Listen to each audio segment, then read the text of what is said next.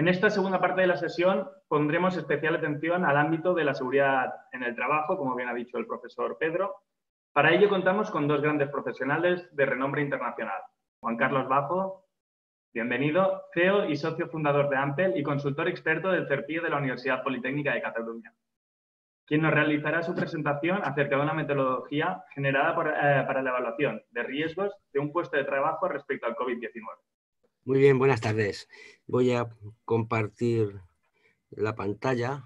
Lo primero, agradecer a la Fundación ORP y a Pedro Mondelo y a todo su equipo poder estar aquí. Como decía, lo que vamos a ver aquí es un poco un planteamiento de cómo evaluar los riesgos de contagio de COVID.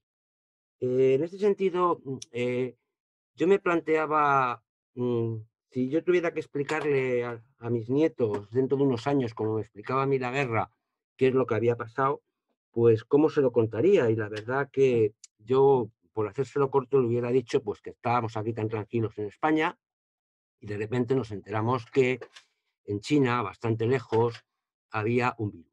Pero bueno, era un virus chino que estaba en China y se quedaba allí, por lo tanto nosotros estábamos relativamente tranquilos hasta que de repente pues se acercó y llegó a Italia, ¿no? Entonces también vimos que bueno, pues ya no estaba solamente en aquello que no era lo que denominamos ahora quizá primer mundo, donde nos sentimos protegidos, etcétera, porque incluso nos llegó. Entonces, ¿qué quiere decir esto? Pues que nosotros aquí nos encontramos en una situación desde la despreocupación, pasamos al pánico y a la contingencia en un plazo de 2 meses, menos de 2 meses. Es decir, cualquier situación genera un shock fundamental para los países, las organizaciones, las empresas y todo. Bien, esto pues, nos rompió nuestra forma de trabajar y desde el punto de vista de la salud, los técnicos de prevención, pues pasamos de necesitar información. De repente nos encontramos que había una cosa ahí que teníamos que trabajar con ella, a quizá a estar, yo creo que a veces incluso un poco desbordados por esa propia información, ¿no? Es decir, primero porque la información además varía día a día, porque la información que se nos da proviene de muchas fuentes, con orígenes diferentes, orígenes sanitarios, orígenes técnicos, orígenes políticos, orígenes económicos, y eso pues al final nos genera una cierta, podríamos decir, incertidumbre en lo que queríamos saber. Bien. ¿Qué ocurre? Pues la verdad que yo me planteaba que un poco habíamos tenido que trabajar a veces como en la urgencia. Y además no se había contado tampoco mucho con la opinión, yo creo que en muchos casos de los técnicos de prevención. Simplemente, pues, igual que en los años 60, porque había obra, había casco, pues aquí, como había un contacto, pues automáticamente mascarillas, guantes, gafas y lavarnos las manos, ¿no? Y nos hemos puesto todos como locos a comprar mascarillas, a encargar pantallas, a encargar una serie de cosas, porque lógicamente queremos que nuestros negocios puedan seguir funcionando. Pero eso, en ese sentido, la verdad que a mí me dejaba y nos dejaba un poco insatisfechos porque era como algo de no trabajar como habitualmente trabajamos los técnicos, es decir, identificar los problemas, evaluarlos y tomar las medidas. Y nos fijamos un objetivo que era ver cómo podíamos cuantificar la evaluación de riesgos y a su vez cómo podíamos establecer un criterio para validar las medidas. Criterios puede haber muchos, es decir, a la hora de establecer qué es una caída en altura, podemos elegir 1,5 metros, podemos elegir 2 o podemos, pero en algún momento hay que establecerlo de alguna manera. Y además, criterios los más objetivos posibles. ¿Por qué? Porque nos vamos a encontrar que luego, cuando propongamos en nuestras empresas, necesitamos dar o no dar mascarillas, necesitamos hacer esto o no hacerlo, pues nos van a decir, ¿y por qué? ¿No? Y tendremos que darle también una respuesta objetiva. En ese sentido, vamos a trabajar como hemos trabajado siempre, evaluando los riesgos, disponer esa información como una información para la toma de decisiones que nos permita establecer las medidas que consideremos más oportunas, que estas medidas sean robustas y eficaces, veremos luego cómo tratamos este tema, y a su vez que esto se gestione. Y fundamentalmente es importante el concepto de gestión y protocolarizar y controlar. ¿Por qué? Porque nos vamos a encontrar en algo que no va a pasar dentro de una semana. Sabemos ya que no va a haber el día de la victoria como en la guerra mundial, sino que va a haber el día que podemos empezar a salir y tenemos que seguir manteniendo esa preocupación y ese control. Algo importante, vamos a trabajar sobre la posibilidad de contagio por acudir al trabajo, no como consecuencia del trabajo. Es decir, vamos a dar por hecho que cuando un trabajador está expuesto a ese riesgo biológico como consecuencia de trabajo, tiene que tener esas evaluaciones de riesgos de acuerdo a los criterios establecidos en el. Que es importante que queremos cuantificar para eliminar el sesgo, de forma que tengamos unos criterios más o menos que nos permitan una clasificación adecuada. Que sean robustos, es decir, que las medidas que establezcamos nos den a priori una serie de garantías y que además, a través del control, la gestión y los protocolos, garanticemos su implantación y el uso de esos equipos. Bien, ¿y qué hemos hecho? Pues recurrir a nuestra vieja fórmula de riesgo, probabilidad, exposición y consecuencia. Y aquí es donde tuvimos que analizar cómo calculábamos cada una de ellas. Bien, lo primero que hicimos es ver la probabilidad. Y en el método, como veremos, la probabilidad está relacionada con el número reproductor básico. ¿Por qué? Porque la probabilidad de que yo me contagie en mi trabajo es la probabilidad que tengo de contagiarme en el entorno social en el que vivo. Es decir, no me puedo contagiar más o menos por contagiarme dentro o fuera del trabajo. Y otro aspecto que nos parece importante para controlar la probabilidad dentro de la empresa es el nivel de detección de casos en el acceso. Es decir, hacemos medidas para que no entren personas que están infectadas dentro de la empresa. Si eliminamos las personas que están entrando dentro de la empresa, que ninguna de ellas tenga la infección, automáticamente la probabilidad se nos reducirá. Con respecto a la exposición, hemos trabajado sobre dos factores. Uno, el riesgo al contacto o la exposición de contacto con terceros, bien de la empresa o terceros ajenos a la empresa, como puede ser en un comercio, y el contacto con objetos y equipos que pueden estar contaminados con el virus. Vamos a analizar y veremos cómo. Y por último, las consecuencias, está claro, la consecuencia del COVID, si tuviéramos que hacer una evaluación de riesgos clásica en prevención, sería fatales, la muerte. Bien, pero sabemos que muchas personas se contagian y no llegan a la muerte. Por lo tanto, vamos a valorar las consecuencias en función del grupo de riesgo al que pertenece el trabajador y la letalidad asignada a ese tipo de. Bien, de esta forma, vamos a tener una serie de valores que nos van a permitir esos valores hacer aquellas medidas que podamos poner y calcular y definir el riesgo que va a tener esa organización o ese puesto de trabajo. Para ello, establecemos unos criterios de valoración, pero además lo que hemos establecido es una especie de medios de cumplimiento, material guía, de tal manera que ya a determinadas acciones le podemos dar una idea de cómo puede valorar las medidas. Es decir, por ejemplo, un trabajador que va a acudir al trabajo, el riesgo de contagio si va en su coche, en un medio de transporte individual, será menor que si va en un medio de transporte con 2 o 3 personas en su coche y será mucho menor que si va en un transporte colectivo. O si esa persona puede mantener la distancia social durante más o menos tiempo dentro de su organización, pues también tendrá una mayor o menor probabilidad de contagio. ¿Cómo explicaríamos el método en su conjunto? Realizamos una medición del riesgo inicial. A partir de ahí, vemos si ese riesgo está dentro de unos valores aceptables y definimos que ese riesgo final es aceptable, por lo tanto, riesgo inicial, riesgo final. Y si no lo está, vamos estableciendo medidas que vamos a ir valorando fundamentalmente entre robustez y eficacia. Entendemos por robustez la garantía de que esa medida no pueda ser rota por el trabajador. Es decir, si nosotros lo único que hacemos es decirle a un trabajador no te juntes a los demás, mantén la distancia de seguridad, por la robustez de esa medida es una medida muy baja. Si, sin embargo, ponemos marcado en el suelo o llegamos incluso a poner una mampara, pues irá aumentando. En cuanto a la eficacia, tendremos que ver el nivel o grado de control que yo establezco para garantizar ese funcionamiento. Si una vez puestas esas medidas el riesgo es por debajo de 2 o es un riesgo ya aceptable, automáticamente sería suficiente. En caso contrario, deberemos ir implantando medidas hasta que lleguemos al valor de 2 o menos. Pero claro, todo esto además tiene que estar gestionado y controlado, para lo cual necesitaremos unos protocolos, establecer un control que se va a realimentar del funcionamiento de las medidas y que tiene que garantizar el nivel de robustez y el nivel de eficacia. En este sentido, también esto nos permitirá para retroalimentarnos y mantener los niveles de riesgo final siempre garantizados. ¿Por qué? Porque además estamos en una evolución en la que el riesgo. Bien, y para entenderlo, creo que lo mejor podría ser un ejemplo. Supongamos un trabajador que tiene que acudir a su trabajo, ¿vale? No vamos a calcular en este momento la probabilidad, vamos a pensar que tiene la misma probabilidad, no se toman medidas para entrar en su empresa y, a su vez, está en un nivel de R0 igual 1, ¿vale? Y que acude en transporte colectivo, es decir, tiene una gran exposición. Vamos a plantearnos que este trabajador es un trabajador sano menor de 40 años, por lo tanto, está a nivel de España. Este factor habrá que ajustarlo en cada una de las zonas o regiones. Su exposición como letalidad es baja. Por lo tanto, tiene un nivel de riesgo 3, que aún así nos indica que debemos de tomar medidas. Supongamos que le damos unas mascarillas, guantes y le damos formación. Aumentamos la robustez, por lo tanto, reducimos el riesgo y tenemos un riesgo residual. De esta manera podemos saber que esas medidas son las suficientes para garantizarle que el nivel de riesgo a contagio esté controlado.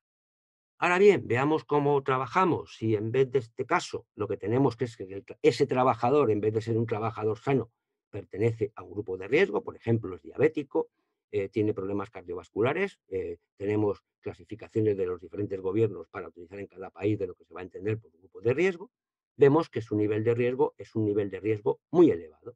Por lo tanto, no podría asistir al trabajo. Supongamos que decimos, bueno, le damos las mismas mascarillas y guantes y la formación que le hemos dado al trabajador. En este caso, como el riesgo era muy elevado, las medidas no son suficientes. Incluso, aunque como podemos ver ahí, le hemos subido la robustez porque la mascarilla, por ejemplo, que le estamos dando en este caso sea una FF. ¿Qué ocurriría con el teletrabajo? Bien, lo primero es que la exposición es cero. Es decir, por lo tanto, como no hay exposición, no hay riesgo. En este caso, como vemos, ese trabajador que es de grupo de riesgo sí podría estar trabajando. También valoramos el riesgo del entorno, como hemos dicho antes. Al introducir la variable del riesgo y del nivel de contagio, lo que hacemos es ver, por ejemplo, que en el caso inicial que teníamos que una persona con mascarillas, guantes y formación y podía ir al trabajo, sin embargo, al tener un nivel más alto, por ejemplo, en este caso 4,5 nos sube a un riesgo importante y por lo tanto ya serían insuficientes. Es decir, los riesgos finales van a ir variando en función de cómo evoluciona la infección. Esto que nos permite, también nos va permitiendo, una vez que analizamos los riesgos, saber cómo, según va reduciéndose la infección, puedo ir reduciendo también mis medidas si me es interesante, quizá más desde un punto de vista económico o productivo, porque nunca debo tomar esa decisión desde un punto de vista. ¿Qué beneficios tenemos? Pues creemos que tenemos un método cuantitativo. Es decir, probablemente alguien pueda decir que en vez del valor de R sea el 1,1 R, pero al final me saldrán los riesgos importantes encima y los riesgos menos importantes debajo, con lo cual no es una cuestión de sacar un valor 9 o 9,3, es una cuestión de clasificar las medidas, los riesgos y garantizarlos. También, como hemos visto, introduce la variable del entorno y grupo de riesgo. Nos permite hacer la evaluación ya no solo a la empresa en su conjunto, sino trabajador a trabajador, de tal forma que podemos tener el perfil de riesgo de cada uno de los trabajadores, introduciendo además la función de grupo de riesgo. Por lo tanto, podríamos hacer incluso un estudio cualitativo de qué personas cogen el coronavirus, no lo cogen, y ver un poco también el resultado de las medidas. Bien, es rápidamente adaptable según vaya evolucionando. Todos los factores, como el factor edad, como el factor de probabilidad, etcétera, están relacionados con factores suministrados continuamente por la administración, con lo cual podemos adaptarlo día a día y ajustando nuestro control de riesgos a las necesidades. Y por último, es trazable y auditable. Nos puede permitir demostrar que lo que hemos planeado lo estamos haciendo y llevando a cabo. Es decir, podemos garantizar y asegurar cuál es nuestro nivel de calidad del trabajo que estamos haciendo y de la seguridad que le estamos dando. Bien, con esto termino. Muchas gracias. Feliz confinamiento, porque me imagino que pocos estarán conectados ahora mismo desde su antigua oficina en el puesto de trabajo y quedo a disposición para cualquier tipo de pregunta. Yo te Sí, oigo. Juan Carlos, Sí. muchísimas gracias. Hola, Óscar. Tenemos muchas preguntas. Quería comenzar, si puede ser, con Juan Carlos. Dentro de tu discurso, gran parte iba enfocado a la reducción del riesgo de contagio, Sí. ¿cierto? y nos preguntan, tenemos diferentes canales en la fundación, Sí. Si gracias a tu expertise en relación a las normas ISO y en relación a la utilización de drones para trabajos en altura, Sí. si utilizar estos drones podría reducir o podría apoyar esa reducción de contagio, ¿no? ¿Y cómo debería plantearse esa idea? A ver, está claro que por cómo es el coronavirus, el contacto es lo que es la fuente de riesgo, es decir, estar en contacto con las personas y con las cosas que han tocado las personas. Con lo cual, si evito ese contacto, cualquier metodología me es buena. Lógicamente, un dron me es maravilloso, es decir, puedo estar mirando lo que se hace en la empresa sin estar en la empresa. Podríamos decir que un dron es el teletrabajo de un posible técnico, es decir, ya no es estar entre dos pantallas de ordenador, es decir, es estar recibiendo. Ya no solamente es eso, estamos viendo que están saliendo drones que son capaces de medir la temperatura del trabajador y detectar quién está por encima. El riesgo que tengo de medir la temperatura a una persona con un dron desde 15 metros de altura con respecto al riesgo que tendría un médico, un enfermero, tomando la temperatura a ese trabajador estando a una distancia de 1 metro, es incomparable. Es decir, eliminamos el riesgo. Exacto. Buenísima respuesta. Juan Carlos, tengo una pregunta de Francisco Marqués, ¿Sí? que quiere saber tu opinión sobre la realización de los test PCR, y a lo que se viene a referir es, teniendo en cuenta que el reconocimiento médico es voluntario, ¿Sí? ¿Cómo afecta eso? ¿Cómo podemos intentar aproximarnos por esa parte e intentar convencer de que es necesario realizar ese trabajo? A ver, yo creo que aquí es que se nos mezclan muchas cuestiones, ¿eh? A ver, una cuestión yo entiendo que es o sea, el problema y los riesgos de coronavirus para mí no son unos problemas y riesgos realmente jurídicamente de prevención de riesgos, porque no es un riesgo generado como consecuencia del trabajo, sino que es un riesgo que puedo coger en el trabajo como puedo también coger una gripe. Hablo de la población en general, no hablo de un médico, claramente, ¿vale? Con lo cual, yo creo que está bien relacionarlo con el reconocimiento médico. Y, hombre, si la pregunta la he entendido bien, yo creo que es un momento de demostrar también la importancia de la vigilancia de la salud en el trabajo. Es decir, y por lo tanto yo creo que ahora mismo en cualquier trabajo que le ofrezcamos a un trabajador hacer el test, salvo casos muy raros o excepcionales, no se va a negar. No va a decir que no quiere hacerse el test, casi lo estamos demandando más que poner una. Con lo cual es un momento también para aprovechar toda esa conjunción con la vigilancia de la salud. Es decir, tenemos un momento para la epidemiología en el trabajo. Todos esos factores yo creo que tenemos que aprovecharlos y entender algo más importante de que la vigilancia de la salud no es solamente hacerse un reconocimiento médico, es mucho más. Los test de entrada, todo lo que limite la entrada de una persona que pueda contaminar dentro de una empresa reduce la probabilidad de que el que está dentro se contamine. Con lo cual, no digo que sea la panacea, porque aquí no hay ninguna panacea, pero sí es un elemento básico a la hora de reducir los riesgos. Muchísimas gracias. Después, otra pregunta también para ti, Juan Carlos. Pero comentaban por aquí que si se fomenta el uso del coche privado para reducir todos estos vectores de riesgo, ¿no va un poco en contra del discurso que habíamos ido desarrollando durante estos últimos años en cuanto a la contaminación? Y es un poco ahora todo vale con tal de reducir estos riesgos.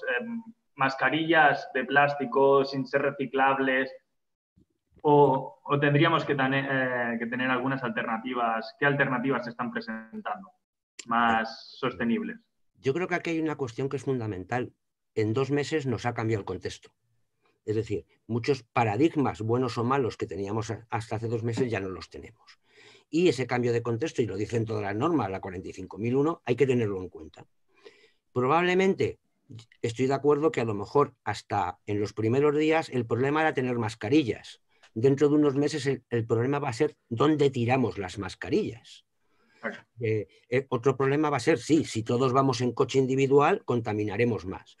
Yo creo que no hay que pasar de repente es malísimo ir en coche a ser buenísimo ir en coche, sino que cada circunstancia nos tendrá que dar el momento y la situación actual. A ver, si por un mes tenemos que ir todos más en coche y menos en transporte público, A ver, yo creo que le hemos hecho ya al mundo mucho como para que eso poquito signifique prácticamente nada.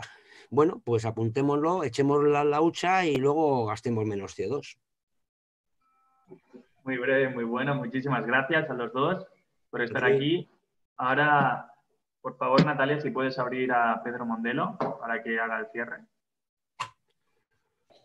Pues muchas gracias, Pablo, muchas gracias, Juan Carlos, muchas gracias, Óscar, muchas gracias por esta segunda parte que ha sido muy didáctica y sobre todo muy en la línea que nos gusta siempre estar. Decíamos ayer que el coronavirus nos trae cosas positivas, nos traía cosas positivas porque éramos más solidarios, sin lugar a dudas somos más solidarios, nos ha enseñado humildad, creíamos que vivíamos en un mundo diferente. Nos está enseñando la bondad de la ecología, del medio ambiente, lo que gozamos con un pequeño paseo, con disfrutar de estas cuestiones, y nos ha ayudado también a ser más digitales, nos ha provocado, nos ha colocado en el mundo digital como el consumo masivo de la formación online, el consumo masivo de todo lo que sea online ha crecido de manera espectacular. Lo cual nos ha enseñado también a todos, por lo menos en España, imagino que en todos los países latinoamericanos, por ejemplo, a comprar online, a fiarnos de que el mercado es otra cosa y nos está cambiando positivamente, pues por buscar cosas positivas ante una tragedia tan importante como la que estamos viviendo en estos momentos. Muchísimas gracias a Pablo Rodríguez, a Óscar Martos y a Juan Carlos Bajo por esta segunda parte, y lo que nos toca hoy es despedir algo que han apuntado ahora al final, todo no vale. Los cero residuos era una asignatura pendiente que habíamos enfocado en las empresas y si queremos seguirla enfocando. Con todo ello, muchísimas gracias por asistir, con otra visión, con otra cara diferente de este polígono con el que nos estamos enfrentando, y que al final en el centro queremos seguir colocando a la persona sana, segura, la persona que tiene que estar protegida por todas las posibilidades y que tenemos que lograr entre todos que además haga un trabajo eficiente para que nuestra sociedad crezca y mejore sus condiciones. Muchas gracias a todos. Gracias mil. Muchas gracias. Adiós. Chao, chao.